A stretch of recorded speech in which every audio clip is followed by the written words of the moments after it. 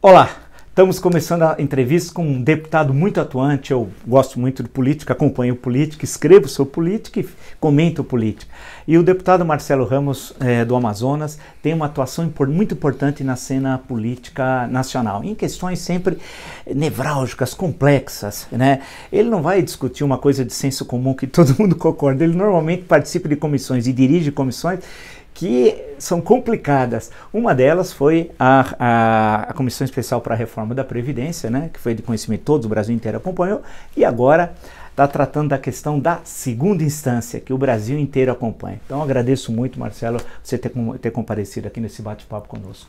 Obrigado, professor, agradeço o seu convite, uma alegria dividir esse diálogo aqui com o senhor, com as pessoas que lhe acompanham pela internet, e espero contribuir um pouco para essa reflexão tão necessária nesse momento. Sim. De que caminhos o povo brasileiro tomará daqui por diante. Vamos pegar então uma questão que todo mundo fala, o Brasil inteiro fala, porque agora assuntos de justiça virou coisa como comezinha. O sujeito fala do futebol. Ontem me disseram assim, que um país que a população escala os ministros do Supremo, mas não escala a seleção brasileira, que está com alguma coisa errada. E nós estamos. É verdade. E todo mundo fala, tal, e as pessoas começam a falar no metrô, a segunda instância. Primeira questão, o que é a segunda instância, assim, para que as pessoas que nos acompanham possam entender? Significa o quê? O que é a segunda instância, deputado? Olha, o Supremo Tribunal Federal, em 2016, mudou o entendimento do momento que era possível a prisão no direito brasileiro. Até 2016 ele entendia que só podia prender depois do trânsito em julgado, ou seja, depois do julgamento do último recurso, geralmente no STF esse último recurso. Em 2019, o Supremo mudou de novo o entendimento. Registro, não mudou o texto da lei, mudou o entendimento sobre o texto que está na Constituição desde 1988. E o Supremo mudou para dizer que não pode prender, agora em 2019, antes do trânsito em julgado, antes que o último recurso seja julgado. E há um entendimento, um apelo na sociedade de que a prisão ocorra após a segunda instância. Um juiz de primeiro grau julga, você tem um recurso, se for uma causa estadual, para os tribunais de justiça, se for federal, para os tribunais regionais federais, e aí, dessa decisão, a partir dessa decisão, independente de recurso, que já se possa executar provisoriamente a sentença de prisão.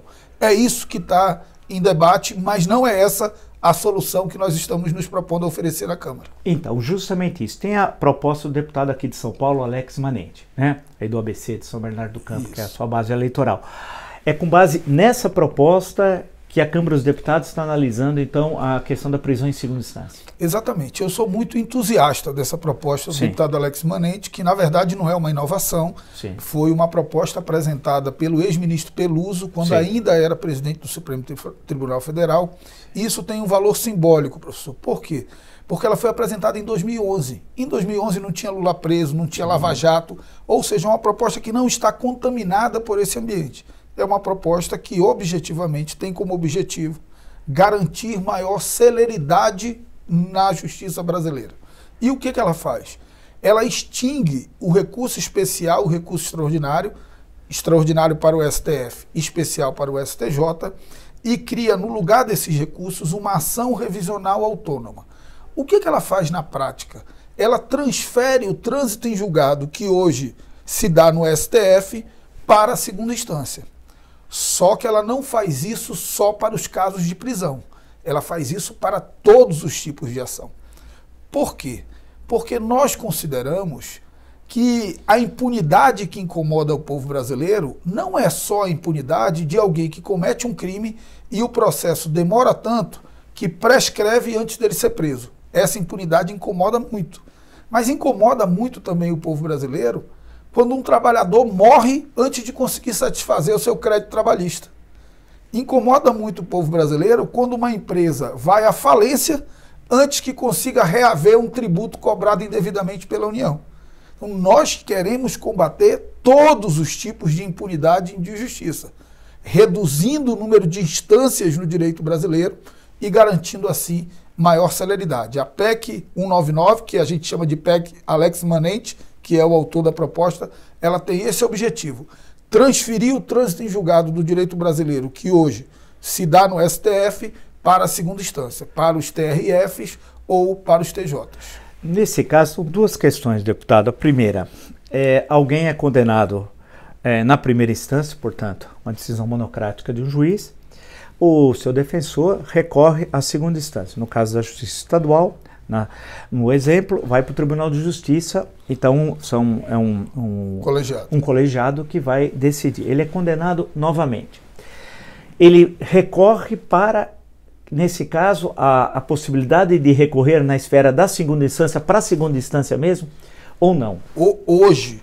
Não, dentro do projeto. Não, dentro do projeto da 199. Da PEC 199, após a condenação do TJ, ele não tem mais recurso. Transitou em julgado. Transitou em julgado. E aí o que ele tem é uma ação revisional, que é uma ação rescisória autônoma, que não suspende a execução da pena. Sim, então ele vai cumprir, no caso da condenação, ele cumpre a pena. Ele vai ser preso. A ação revisional... Corre na segunda instância. Não, a ação revisional corre, se for argumentando contrariedade à Constituição, no STF. No STF, ok. Lei Federal, no STJ. Então, essa ação revisional, o ministro relator tem poder cautelar. Então, se ele encontrar um grave indício de violação da Constituição, ele pode suspender a execução cautelarmente até que se julgue a ação revisional. Então, nós garantimos o amplo direito de defesa, preservamos o duplo grau de jurisdição, e é importante, eu vejo às vezes alguns colegas advogados muito incomodados com isso. A nossa Constituição, isso nem está escrito na Constituição, mas o Brasil é signatário de tratados internacionais de direitos humanos que garantem o duplo grau de jurisdição. Mas é o duplo. Não existe princípio do triplo grau de jurisdição, do quádruplo grau de jurisdição, do quíntuplo grau de jurisdição. Perfeito. Existe princípio do duplo, e o duplo nós estamos garantindo. Eu entendo, professor, que tem um ajuste que a gente deve fazer na proposta, que é para o caso do cidadão que é absolvido na primeira instância e condenado na segunda. Isso também pode acontecer. Esse cidadão precisa ter o direito de recurso, sob pena de nós retirarmos o duplo grau de jurisdição. Inclusive, a Argentina acabou de ser condenada pela Corte Interamericana de Direitos Humanos por conta de não ter possibilidade de recurso nessa hipótese. Mas é um ajuste que a gente vai avaliar como é que faz através de emenda. E nesse caso, foi importante o deputado ter lembrado isso. Inocentado na primeira instância, condenado na segunda instância. Aí o condenado, nesse caso, pode recorrer a STJ ou STF. O STF, dependendo do... Perfeito, tá. É porque eu estou pensando em termos das garantias individuais num país autoritário, como é o Brasil, que a construção da democracia mesmo ela é muito recente, especialmente a partir da Constituição do 5 de outubro. Isso tem uma lógica, professor. Por que tem uma lógica? Porque no nosso sistema processual, a análise de provas se esgota na segunda instância. Perfeito. No STJ, no STF, você não pode discutir provas. Você não vai mais discutir se o fato aconteceu ou não. Você não vai mais discutir, num caso criminal, a materialidade e a autoria do crime. Isso está esgotado.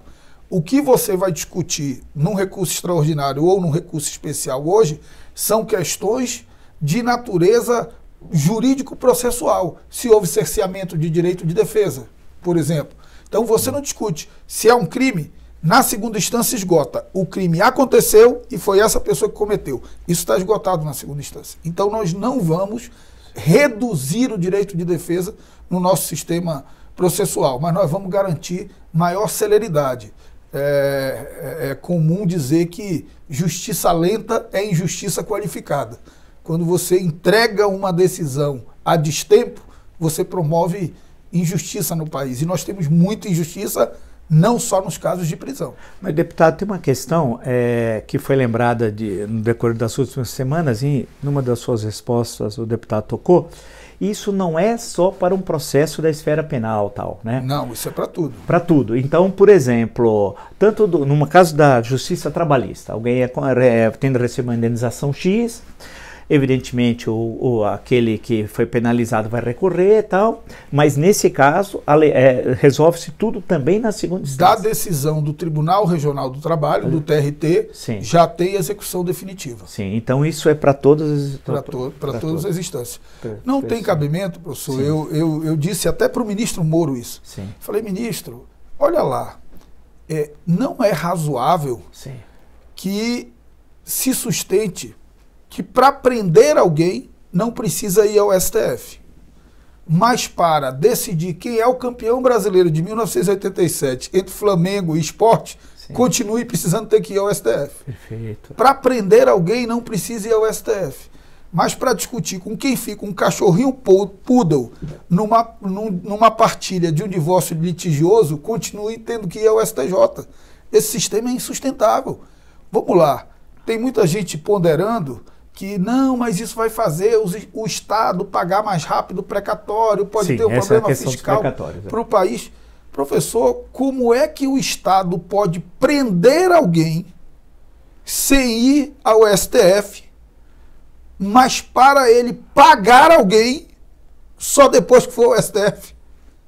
Não é razoável isso. Perfeito. Então, acho que nós estamos buscando um sistema simétrico, equilibrado. Na verdade, essa questão de precatórios não tem o grau de preocupação que muitos alegam, porque os governadores têm muito mais ingerência sobre os TJs do que sobre os tribunais superiores. E agora vai transitar em julgado no TJ. E outra coisa, vamos ser sinceros, quando o Estado brasileiro não quer pagar precatório, ele não paga, sendo de segunda, de terceira, de quarta, de quinta ou de 10ª instância. Até o comércio de precatórios terrível. Terrível. E o que é mais grave, professor, olha lá, quem sustenta que o Estado tem que demorar mais a pagar um precatório, sustenta que um governador possa rolar dívida para outros, que uma geração possa gerar dívida para outra. Porque um precatório, em tese, uma hora ele vai ser pago. Então, não, mas eu preciso alargar mais para permitir que o governador da hora, que muitas vezes ocasionou o precatório, possa empurrar para o governador seguinte. Isso não é razoável. O Senado entrou na discussão da segunda instância também, porque sempre é uma disputa, parece, entre as duas casas, em certos momentos, deputado, pelo protagonismo, né? Eu acho que de uma forma ou de outra, a Câmara, especialmente em 2019, acabou tendo um protagonismo, assim, numa linguagem mais vulgar, aparecendo mais, tal, em todo o noticiário, especialmente, creio, e aí com a sua participação, na discussão da reforma da Previdência. O palco privilegiado foi a Câmara dos Deputados, isso me parece inegável. Mas o Senado entrou na discussão da segunda instância. E o deputado disse, desses dias, querem fazer uma gambiarra. Por quê? O que é a gambiarra? O que o Senado está querendo fazer? O Senado fez um projeto de lei alterando o artigo 283 do CPP para criar uma nova hipótese de execução provisória da pena de prisão. Ou seja, continua tendo recurso extraordinário, continua tendo recurso especial, mas esses dois recursos continuam tendo efeito suspensivo, mas pode haver execução provisória. A proposta do Senado, na minha opinião, ela tem um problema técnico, porque eles incorporaram uma emenda que estava contida na lei anticrime, no texto original que o ministro Moro encaminhou para a Câmara dos Deputados. E, de uma forma simples, sem muito juridiquês aqui, ela diz no caput assim: condenado em segunda instância, pode ser preso. No parágrafo, ela diz: se houver plausibilidade do recurso e ele não for protelatório, fica solto. Vamos analisar isso na prática para entender. Como é que se dá um processo? Alguém condenado pelo TRF4. TRF4 condenou alguém. Essa decisão, no entendimento do advogado desse alguém, contraria um artigo da Constituição Federal. Ele apresenta recurso extraordinário. O recurso extraordinário não é apresentado no STF. O recurso extraordinário é apresentado no TRF4, que recebe e faz um negócio chamado em direito juízo de admissibilidade. Então, ele recebe e avalia se existem os pressupostos objetivos e subjetivos para a tramitação desse recurso. Pressupostos objetivos: é tempestivo, está no prazo do recurso, recolheu as custas. Pressupostos subjetivos: há indícios de ofensa a um dispositivo da Constituição Federal e esse indício está apontado no recurso. Essa análise é feita pelo próprio tribunal que condenou. O que isso tem como consequência? Um recurso admitido é um recurso plausível e não protelatório. Portanto, na proposta do Senado, todos os recursos admitidos não permitirão a prisão. A proposta do Senado não vai prender ninguém. E ela não resolve.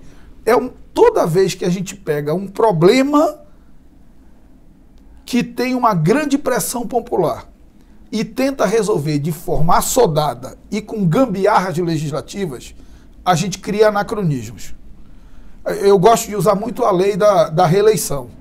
A lei da reeleição, se o governador for candidato à reeleição, ele concorre no cargo. Se a mulher dele for candidata, ele tem que renunciar 6 meses antes.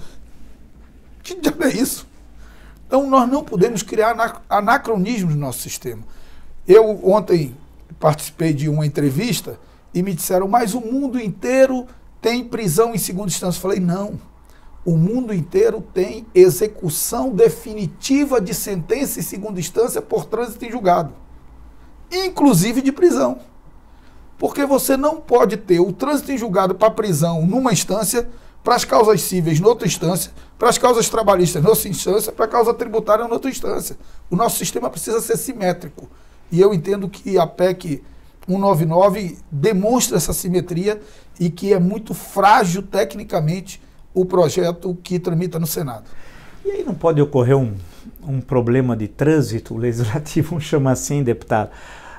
Quando é que a Câmara, dentro de um cronograma plausível, o deputado imagina que aprove a PEC 199? Olha, eu não gosto de ficar refém de prazo, né? Sim, mas assim... Eu disse que na reforma da Previdência eu evitei prazos e entreguei a reforma mais rápida da história. Sim, é verdade. Então acho que não dá para ficar refém de prazo. O que eu posso dizer é que nós instalamos a comissão, eu fui eleito presidente, o deputado Fábio Tradi foi eleito relator. Nós vamos agora na terça fazer a primeira reunião de coordenadores, apresentar um plano de trabalho, na quarta fazer a primeira sessão da comissão para votar o plano de trabalho e para abrir o prazo de 10 sessões para apresentação de emendas, que é um prazo regimental. Eu vou propor ao grupo de coordenadores que a gente crie um grupo de trabalho para, no recesso, fazer alguns diálogos, STF, STJ, TJs, TRFs, para a gente, OAB, para a gente sentir um pouco o ambiente em relação a essa proposta, para que a gente possa já ter amadurecido o debate para o início dos trabalhos. Eu quero crer que, se nós resolvermos duas coisas, a gente pode ter uma proposta muito consensuada. Eu acho que as duas polêmicas são, primeiro, vale para tudo ou vale só para prisão? Se for vale só para prisão, divide muito a Câmara. Se for vale para tudo, unifica muito a Câmara. E a segunda questão é de natureza técnico-processual, mas pode ser objeto de decisão também, que é a partir de quando Isso vale. É que eu ia perguntar, tem efeito retroativo? Se pega no meio do caminho ou se só vale dali para frente. Isso. Né? Qual é a sua opinião sobre isso? A minha opinião pessoal é que deva valer dali para frente. Sim. Da data da aprovação para frente. Nesse caso, tem de personalizar, queiramos ou não, a associação que a maior parte das pessoas fazem nessa discussão da segunda instância é com a condenação do Lula. Evidentemente, pela repercussão de todo o caso, pelo personagem, etc, etc, etc. No caso do Lula, ele foi condenado primeiro na condenação do triplex, lá do Guarujá, foi condenado na segunda instância, chegou até o STJ. Né? E no caso do sítio de Atibaia, tem a condenação lá em primeira instância e a ampliação da pena, nos dois casos, inclusive, pela 8ª turma, o TRF da 4ª região. Então, nesse caso, vamos dizer, hipoteticamente, março, abril, em torno disso, as coisas correndo bem, vamos dizer como é que o Senado, isso que o deputado lembrou, como é que o Senado vai receber a aprovação da proposta da PEC 199 pela Câmara dos Deputados, lembrando que o Código Constitucional é necessário 3/5, né, das Sim. duas casas. Não se aplica, então, sobre as condenações já existentes, mas a partir dali, sobre futuras condenações dele ou de qualquer outro cidadão. Isso vai ser um debate na comissão. Sim. Isso vai ser um debate que o resultado final do trabalho vai ter que definir sobre isso. Tem um debate aí já, que eu já li alguns advogados escrevendo sobre isso, se essa mudança tem natureza processual, ela pega quem está no meio do caminho, se ela tem natureza material, ela só vale dali para frente. Esse é um debate Sim. teórico que certamente será travado. Agora, eu não vou fulanizar o debate, Sim, porque claro. Só estado de exceção faz lei pensando em prender ou soltar alguém. Nós vivemos numa democracia, nós estamos procurando oferecer uma solução para o sistema judicial brasileiro, que é lento, que é ineficiente, que faz as pessoas desacreditarem nas instituições, e fulanizar isso é apequenar o debate. Eu acho que não vale a pena e não vou me permitir isso. Fazendo só um parênteses, deputado, a questão da reforma da Previdência, que o deputado aí teve um papel muito importante na presidência da comissão, e foram embates muito duros, e debates políticos bons. Teve uns momentos um pouco acalorados, um pouco fora do tema, mas faz parte. Mas foi um debate até, de alguma forma, visionário, porque a questão da capitalização, que fazia parte do projeto do governo, e o exemplo, um dos belos exemplos dados, era o Chile. E muitos ali na comissão, me recordo muito bem, porque eu acompanhei quase todas as sessões, falando, olha, no Chile a situação é muito complicada. E depois teve os acontecimentos terríveis aí no Chile. Terríveis eu estou falando em termos de repressão, mas não de manifestação, que é absolutamente legítima. Aquela manifestação que levou, inclusive, está levando a profundas alterações, inclusive no campo constitucional, com a convocação de um plebiscito e de uma Assembleia Constituinte, porque afinal a Constituição que vigora no Chile é de 1980, na época da ditadura do Pinochet. Em resumo, como é que o deputado faria um resumo sintético da questão do papel do parlamento? Eu estou dizendo isso porque me irrita, deputado, desculpe fazer uma pergunta longa, porque há sempre uma desqualificação do parlamento. O parlamento é o inferno, e é o demônio, e o executivo é o santo, é o bom, etc. E isso leva, e o judiciário também é um demônio. É uma leitura que está muito forte no Brasil contemporâneo e que é muito perigosa, inclusive, para o Estado Democrático de Direito, para o equilíbrio entre instituições.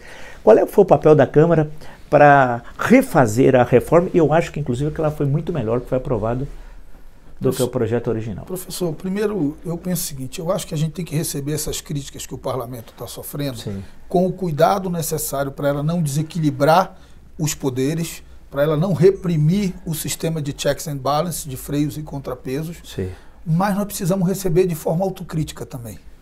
Nós precisamos ser mais austeros, nós precisamos conversar melhor com a sociedade precisa ter mais clareza do que acontece dentro do parlamento, nós precisamos ser mais transparentes. Então, eu acho que a gente tem que aprender também com esse momento e não só culpar essa ofensiva. Porque quando a gente culpa essa ofensiva, a gente não reconhece que essa ofensiva só existe porque em algum momento nós erramos. Aí fica uma questão corporativa também, né? Exatamente. Então, por exemplo, a Câmara, só um parênteses, desculpe, não gasta muito, não são muitos deputados, 513, o orçamento não é fabuloso. Eu acho, um dia desse eu tive uma boa conversa com o ministro Zé Múcio sobre isso, né? Ele defendendo a redução do número de deputados. E eu dizia, o problema não é o número de deputados, o problema é refletir se o percentual de repasse para o Poder Legislativo é muito ou é pouco. Acho que esse debate tem que ser feito. Pega a Assembleia Legislativa lá do meu estado, vou dar um exemplo. No Amazonas. A Assembleia Legislativa lá do meu estado, do Amazonas, tem quadra poliesportiva, piscina aquecida, salão de dança, academia. Por quê que tem tudo isso? Porque recebe muito mais recurso do que precisa para o exercício da função legislativa. Então nós temos que discutir primeiro qual é o papel do parlamento, qual é o papel do parlamentar no direito brasileiro, às vezes no sistema político brasileiro. Às vezes as pessoas dizem, lá na Suécia o parlamentar vai de ônibus, mas lá na Suécia ninguém pede nada para o parlamentar também. Então é um movimento de duas mãos. Então acho que nós estamos num processo educativo de mais transparência. No caso específico da reforma da Previdência, eu tiraria um grande ganho qualitativo para o debate político da Câmara dos Deputados. Nós demonstramos que é possível construir um debate de um tema sensível, com posições contrárias muito radicalizadas, de uma forma transparente, republicana e plural. Acho que esse foi o grande ganho. Nós promovemos um debate, todo mundo falou, tomaram um susto quando eu tomei a decisão de que todo mundo ia falar. Acharam que era para protelar. Não. Eu troquei com a oposição aquela obstrução despolitizada de ler ata, 10 requerimentos, adia por um dia, por 2 dias, por 3 dias. Vamos trocar isso por um debate político mais longo. É a obstrução democrática. É a obstrução do debate que amadurece a proposta. Por isso, a proposta saiu da comissão sem crise e tão madura para ser votada no plenário. Porque o debate estava amadurecido. foi longo, transparente, plural. Então, acho que esse é o grande legado daquele trabalho da comissão especial. Eu dei todas as votações no painel de ofício. Por quê? Porque o parlamentar tem o dever de mostrar para o povo como ele votou. Ah, tem medidas impopulares que eu voto e que incomodam a população? Tem. Mas eu quero votar, até nas impopulares, porque eu não tenho direito de esconder da população como eu votei. Por isso eu sou tão contra o voto secreto. Sim, uma época, dizia assim, não, mas o voto secreto, para a eleição do presidente, o voto secreto é necessário porque o parlamentar é eleitor. Mas ele é um eleitor diferente. Quando eu vou para a urna escolher o meu voto de cidadão, eu só levo o meu voto. Quando eu vou para a urna escolher o próximo presidente da Câmara, eu levo a representação das pessoas. E essas pessoas têm o direito de saber como foi esse voto. Então, acho que a gente precisa ir avançando nesses temas para que a sociedade enxergue um parlamento que diante dessa crise tem disposição de se renovar. Uma questão, deputado, que nos encontros que nós estamos tendo aqui com políticos e juristas, as mais diferentes posições, que a democracia assim é a convivência dos contrários, sempre a gente, de uma forma ou de outra, passa por uma questão que me parece chave. A democracia no Brasil hoje está em risco? Olha, eu acho que a gente tem um discurso que eu achei que não existisse mais.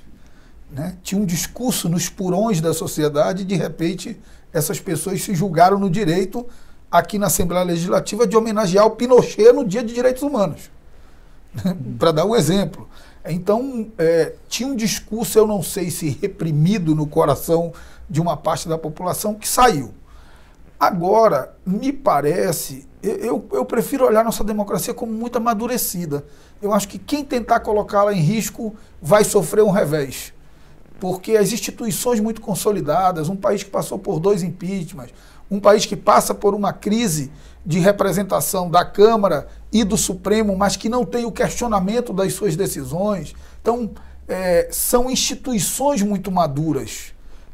A democracia, ela é eu sempre digo nas minhas aulas de direito constitucional que é um bebê, né, que você vai em formação. E o senhor que é professor de história, na história um bebê não tem 5 anos, na história um bebê tem 50 anos. Né? O Brasil inaugurou a sua democracia, a sua república com 100 anos de atraso. Né? A Revolução Francesa, 1789, sim, nós proclamamos a república em 1889. De lá para cá nós tivemos, a primeira etapa da República Brasileira fechou mais o Congresso do que a monarquia. Um período muito turbulento ali na primeira etapa. Estado Novo, ditadura militar. Nós estamos vivendo o maior período democrático da nossa história. É normal que nessa trajetória a gente viva algumas crises. São essas crises que vão amadurecer e consolidar a nossa democracia. É como eu enxergo. Não sei se sou muito otimista, mas é como eu prefiro enxergar. Bem, o papo vai longe. Agradeço muito o deputado Marcelo Ramos. Nós discutimos centralmente a questão da segunda instância, passamos pela questão da Previdência Social e a questão da democracia brasileira. Os temas que sempre passam pelas nossas discussões aqui com os vários entrevistados. Então, para o deputado, agradeço muito a sua disposição de vir aqui, da gente trocar ideias, debater e publicizar, né, as diversas posições existentes no Parlamento brasileiro ou na sociedade civil. Muito obrigado. Muito obrigado, professor. Eu Valeu. Quero só, ao encerrar, sim, me permitir aqui um comentário de que o parlamento tem afastado todas essas tentativas de colocar em risco a democracia e as liberdades e garantias individuais. Eu tenho dito, e não vou perder a oportunidade de usar o seu espaço qualificado para isso, que tem um fantasma rondando a Câmara, o Brasil, que é o fantasma da excludente de licitude. Aquilo ali é algo muito grave, é algo que coloca em risco as liberdades democráticas do nosso país e nós precisamos estar muito atentos para que esse tipo de atitude não prevaleça. E quando a Câmara dá respostas rápidas e ágeis para essas tentativas, eu fico mais seguro ainda de que a nossa democracia, ao final, sairá mais fortalecida. Muito obrigado, professor. Legal, obrigado. Então, até a próxima.